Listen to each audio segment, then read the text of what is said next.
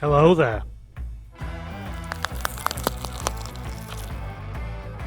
This is a dossier on the invertebrate species known as Graboids. First identified in North America, these are large subterranean worm-like invertebrates that prey on surface-dwelling creatures based on vibration. Paleontologists have proven that the Graboids evolved in the Precambrian era, making them several hundred million years old, at least in one form or another. These large, elephant-sized creatures propel themselves underground using specially adapted hooks all over their body. Their skin is tough and leathery that prevents damage. They are very muscular and have a surprisingly high metabolism in order to generate the energy they need to propel themselves through the dirt with such efficiency and speed. In some ways, they are a relatively primitive species with no eyes and otherwise poor sensory acuity, but they make up for this by having highly evolved predatory instincts and a relatively high degree of intelligence for a relatively short-lived creature. They have a very peculiar life cycle. The North American breed, first identified in the late 20th century, or at least confirmed, is known to hatch from an egg, first into a small larval form, sometimes known as a dirt dragon or a shooter. This creature will leap from the ground to attack its prey and is comparatively agile. As it grows, it becomes the larger creature known as the Graboid. The Graboid can be in the range of 20 feet in length, has an armoured carapace, the front for both burrowing through the ground and for breaking up its prey. Inside its mouth, it has 3 snake-like tendrils that are used to latch onto its prey or feel the things it might like to eat on the surface, and then pull it into its mouth. The Graboid, in essence, is akin to a larval stage of the creature, despite its size. You could compare it to a grub or a maggot. It eats excessively in order to generate enough energy to grow the next stage of its life cycle.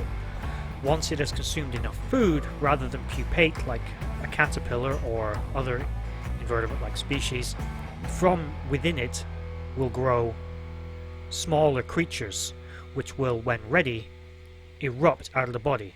As many as 3 or perhaps more of these creatures that are known as a shrieker will become a surface-based version of the Graboid, with many features in common with it, albeit much smaller.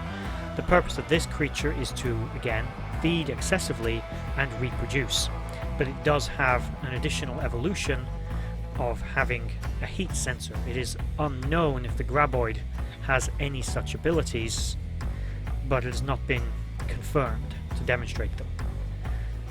The shriekers will eat excessively, and once they have reached a certain amount of consumption of energy, they will, in a form, regurgitate a smaller version of themselves that, depending on the availability of food, will rapidly mature and again repeat the cycle. Eventually, once enough of their species have perpetuated, and perhaps they have reproduced enough times, they will eventually shed their skin once they have consumed enough. Once they shed their carapace, they will emerge as a creature known as an ass blaster.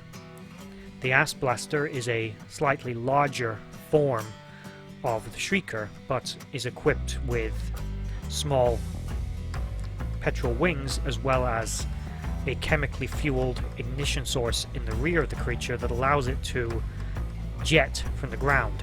It also is longer and more streamlined than its shrieker brethren. It also lacks the need to consume such large amounts of food. In fact, doing so will result in the creature entering a comatose state. The main purpose of this creature is to lay the egg to repeat the life cycle of the Graboid and spread its kind as wide as possible. It will feed while doing this while the egg continues to grow. The eggs, once laid, will go dormant for as long as perhaps centuries before eventually hatching due to external pressures. It is believed that heat or other environmental factors can cause the egg to hatch. This is perhaps an evolutionary trait, as the Graboids and their offshoots tend to deplete an area's food supply once they have emerged. Perhaps going into hibernation is a reflection of the fact that they will go extinct unless they allow their food sources to recover in population. There has thus far been 3 identified subspecies of this genus.